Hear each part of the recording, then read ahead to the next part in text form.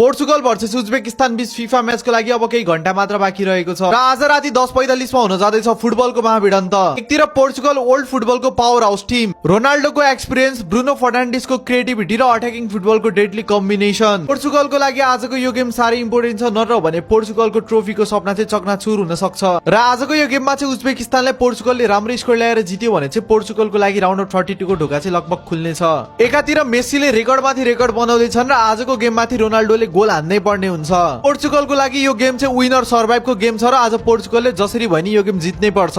पोर्चुगलको पहिलो गेम पछि पोर्चुगल र रोनाल्डोको चाहिँ विभिन्न आलोचनाहरू चाहिँ भइरहेको थियो भने पोर्चुगलको लागि यो मौका हो सबै हेटर्सहरूको मुख बन्द गर्ने र आज विश्वको ध्यान चाहिँ पोर्चुगलको म्याचमा हुनेवाला छ। र उज्बेकिस्तानलाई पनि हल्का रूपमा लिने चाहिँ ठूलो गल्ती हुन सक्छ, किनकि यो टिमले पहिलो पल्ट यस्तो बिग स्टेजमा चाहिँ फियरलेस फुटबल खेलिरहेको छ। आज उज्बेकिस्तानको लागि यो म्याच केवल खेल होइन, मौका हो आफूलाई प्रुभ गर्ने। एकतर्फ पोर्चुगलको वर्ल्ड क्लास क्वालिटी र अर्कोतर्फ उज्बेकिस्तानको हंगर र अन्डरडग स्पिरिट। आजको गेम साँच्चै रमाइलो हुनेवाला छ र के पोर्चुगलले प्रेसरमा आएर डोमिनेन्स देखाउँछ कि उज्बेकिस्तानले इतिहास लेख्छ? यो कुरा रिगार्डिङ तपाईहरुको के कस्तो ओपिनियन छ कमेन्ट सेक्सनमा भन्नु होला र आजको गेमलाई लिएर के कति प्रिडिक्सन छ त्यो पनि कमेन्ट सेक्सनमा भन्नु होला। र बाँकी फिफा अपडेटहरुको लागि हामीलाई फलो गर्न नभुल्नु होला है त।